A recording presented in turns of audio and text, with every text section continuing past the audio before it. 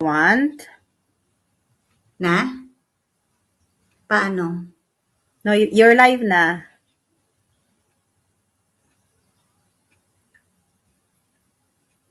Live na tayo? Yes, naka-live ka na. You are live, yeah. Live na? Sige. Hello everybody! Good evening! Good evening, we are live. So, um, thank you for joining us tonight with my live stream. And I know this is very short notice. We just It's been really a very hectic day today for me.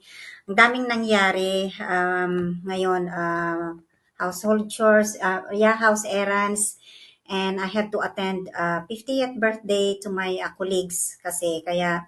And then ayun, nag-Zoom pa kami for our business. So I was not able to post invitation to everyone regarding about this live stream for me and Rika for tonight. But I think for those who are following me on my page, maybe you already seen Rika before, and we're just here again to I just want to um, say hi to her again. And how is she?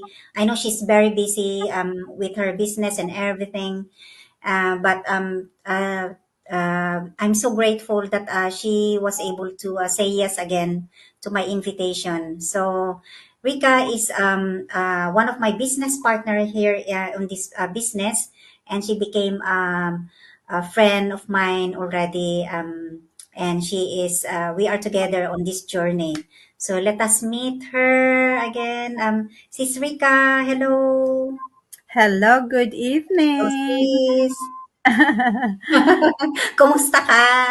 I am very well. Thank you. Thank you Oo, for the oo, invitation. thank you so Yeah. much. Oo, thank you. I know you're so busy. Ang dami mong ano ngayon, mga errands, pati yung business, everything. So, so guys, we're just going to meet to do this live stream short and sweet kasi it's already like 11 o'clock now here in the UK. Inaano lang namin, tinatapos lang namin yung mga dapat namin gawin. So we have to we just yeah. So it's just short and sweet. I think it's only a few questions, sis. Okay. I hope that's fine.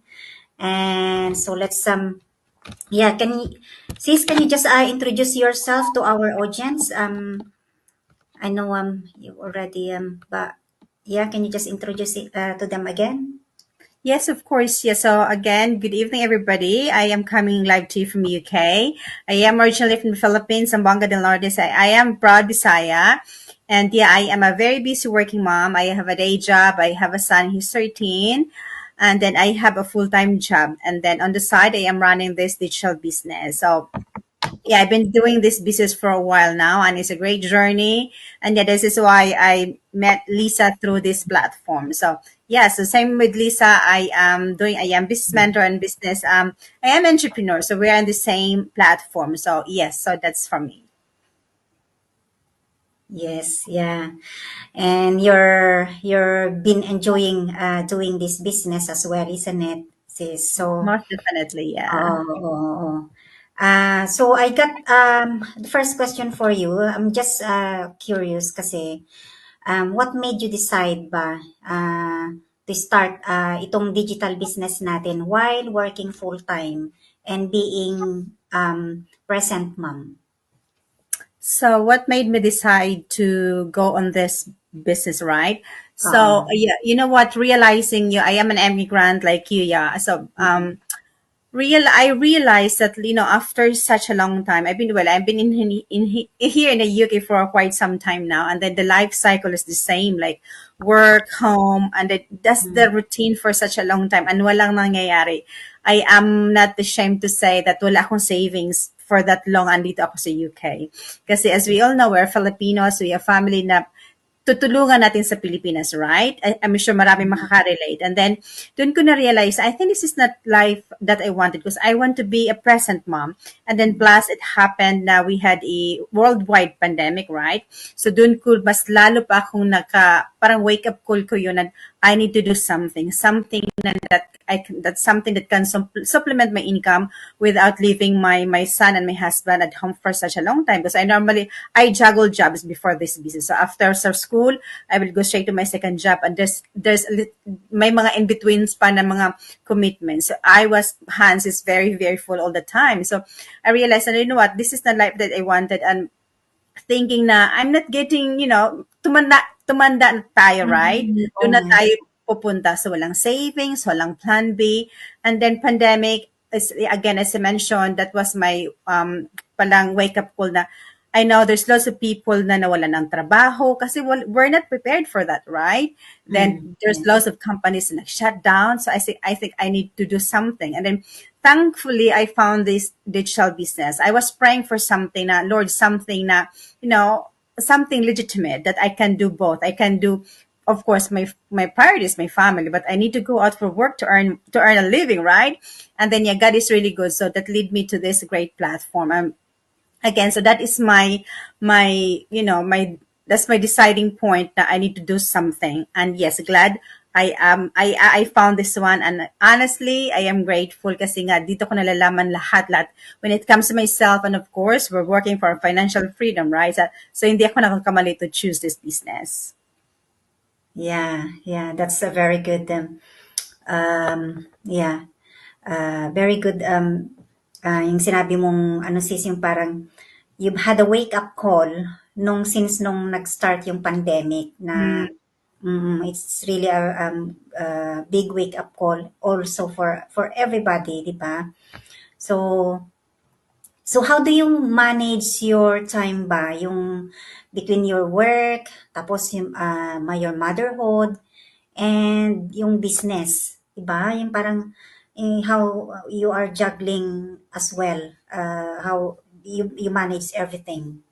We are superwoman, right? Or supermom. Super mom.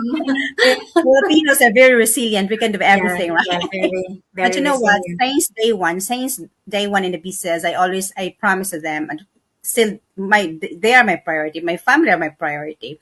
So anong ginawa ko is just I need to do I practice yung time management. That is very very important. And then during the day, I don't do any business stuff during the day because of course I was nasa trabaho ko, and then pagdating sa bahay, focus ako sa family. I only do the business in the evening, like this time. I don't mind staying late. Basta nasa tulog na si Sak, dinner's done, homework is done, that's it. That's my time to sit on my laptop and do the business. So, marami nagtatanong, this is my common question, nagtatanong sa akin, paano ko daw ibabalance? Thinking nga, I know my son is 13, and he is very, very busy kasi dami siya mga activities. And then, paano ko daw i-manage? Plus, I have a full-time job. But of course, yeah, before nga sabi ko, parang hindi ko to kaya kasi thinking business, diba? Parang big time business. But we are grateful, we are glad na itong business na ito is all run by automated siya. I admit, may mga challenges ako, mga siguro mga trials when I started the business kasi nga kulang ako sa oras. Kaya nga na-delay yung pag-start ko sa business kasi nga sa oras ko. Kasi may training tayong tatapusin, right? But once the training is done, the business is running, you're all set up. So wala ka ng less na yung gawin mo. Yung 90% kumbaga done na yun, you just need to do the 20%, right? So this in that case na manage ko to balance life and family and then business. So it's very very easy. So if you ask me now how paano I am a busy period, I don't have the time to do the business. Oh my God, you are wrong. You can do the business kasi nga is all automated siya lahat. Lisa and myself, we are both parents, busy working mama, but still we can do the business because nga is all automated. So you can balance it nicely. Your family still be your priority as long as you know to do your time. Like time management is very important nga. So yeah, we don't waste our time here. Yeah, so that's how I run the business, and I balance it well, and I am happy. Yeah, that's very good um yung sinabi mong ano, we don't waste time here. Kasi this businesses talaga, yung parang very flexible ba, yung parang ano siya, nababalance lahat, tapos Mhm. automated, 'di ba? Hindi na walang nawe-waste na time natin kasi it's running in the background kahit nasa work tayo, tapos ang yung priority natin na prioritize talaga natin yung Mhm. That's true, oo, yeah. oo. That's why I've also choose this business kasi nandito na lahat. Hindi ka rin magwo-worry how to sell, hindi ka no selling. So that's the biggest reason, one of the reason kung bakit pinili ko rin ito. So Yeah. it's the same. So itong ano yung so what has been the biggest what has been the biggest benefit for you since joining this digital business? Ano yung mga Oh, yeah. daming Biggest di ba? benefit is like I think it's like honestly the biggest benefit is like that I can do both. I can be a present mom. I can be a Oo. present wife. At the same time, I am building my business, right? Yeah. Because it's impossible. Like before this business year, way back, like I don't know, years ago, I used to have like a traditional business here in the UK.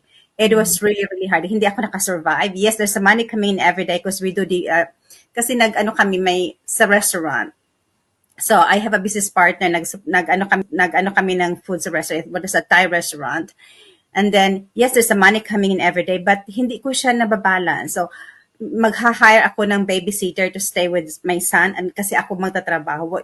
That time si Richard na may trabaho pa din. So, hindi, is wrong, right? So, in this platform, ma-compare ko siya na this is a great one because cause I want to be a present mom. I want to be a full-time mom. You know, that's the plan in the future to be a full-time mom. So I can do both. I can be a present mom and then I'm building a business. And this business, pwede ko siyang ipasa kay Zach in the future, right? So, kasi nga, ano siya, like traditional business, you need to be in your business. Like siguro pag opening at saka closing Mm. sa business, dami mong iisipin. So, mas Mm. stress ka. In this platform, wala talaga. So, yes, yeah, we have setbacks, we have struggles, we have challenges kasi part yan sa journey natin, right? But then it's manageable kasi we have lots of support naman sa community, right? And again, as a busy working mom, ito talaga ang pinaka the best benefit siguro na na-enjoy ko na thinking, yeah, I am enjoying being a mom and at the same time, I enjoying my business and creating wealth and helping people. So that's the best one for me. That's very good. Yeah, yeah. So, my last question for you, sis, kasi ano na. What advice would you give to other moms who are curious pero they are hesitating to start itong business natin? To all moms, like they are, well, to everyone, like they are curious. You Also know what? everyone, no. Yeah, to be honest, maintindihan natin sila, di ba? Kasi ganyan din tayo before. We have lots of business partners in the community. They're skeptical. Very It's skeptical. either silang skeptical, it can be their husband or wife or, you know, friends or family. But that's very, very, ano lang, it's very, ano ba yan? That's the reality, especially working online. Kasi nga, kung isipin mo, may makita kang opportunity, mag-offer sa'yo ng business opportunity online, especially kung hindi mo kilala ang taong nag-offer. Like in my case, my mentor was, yeah, she's a Filipina, but I don't know her. I just saw her online. So it's quite daunting. It's quite Oo, overwhelming. But kaya nga, nakatakot. mayroon tayong mga skeptical kasi nga when it comes to business, yes, there's a money involved because this is a business. This is not a job opportunity. This is a business opportunity. And then you don't want to put your money away, your hard-earned money for, and then mas-scam ka lang kasi we know online, there's lots of things going on online. Kaya nga, we understand if you're skeptical. But the good thing is, there's another there's a good thing of being skeptical as well. So that if you are one of those person, that's why you need to reach out. You need to ask questions. You need to register to our website para kayo mismo ang makita niyo kung ano talaga ang ginagawa namin. Kasi minsan nga, it's unfair for us to explain to you everything. Kasi nga iba-iba tayo ng mga ideas, right? Kasi siguro pagkakaintindi namin iba, yung nakikita namin iba is better kayo ang makikita niyo mismo ang the whole package of the business. Kaya nga we are offering you a complimentary workshop. So you just need to register to Lisa's website. You can see in the screen or my website. doesn't matter siya.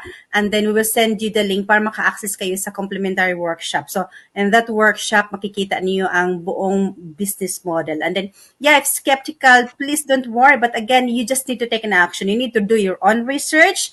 You need to ask questions kung saan man kayo, like for example, Lisa, you ask Lisa if you know Lisa. And then she will tell you everything about the business because we don't hide anything in the business. We are may ano kami, may integrity kami sa business na, we are real people. And that is why we are showing our faces here, right? Because we want to show everybody that we're just like you. We're everyday normal people na wala kaming tinatago. So, I'm encouraging you if you are busy working parents, especially if you are immigrants like us, na dami nating tutulungan sa Pilipinas, relying on one job, sometimes hindi pa siya kasya. It's very, very tight. So, kailangan talagang may additional income stream or may plan B ka kasi we don't know in the future. So, reach out to us and then we will be very happy to guide and help you to start your own digital journey as well. There we are, guys. So narinig natin yung mga sinabi ng ating guest, si Sis Rika. So, wag matakot. We've been there, pero just yung ipinapakita namin yung mga it's all about our families, lahat our faces in camera kasi our business has an integrity, hindi scam. Kaya we are showing our faces by live, everything. We have a page that we come every day. So yun. So I think that's nasabi na lahat ni Sis Rika, lahat ng so like what we have promised a while ago kanina, we will make it short and sweet. So we're going to end it in here now. So thank you, Sis Rika, for joining me tonight, and I hope to speak to you again. I'll message you privately. Thank you so much, Thank you so and for much. joining to my page. Thank you, So everybody. Good for night. See you soon. yeah, and Bye. also for those who are going to watch this replay on this on my page on this interview, thank you so much, and we do appreciate you. Thank you. Bye, sis. Bye all. Bye Thank you. bye. Bye.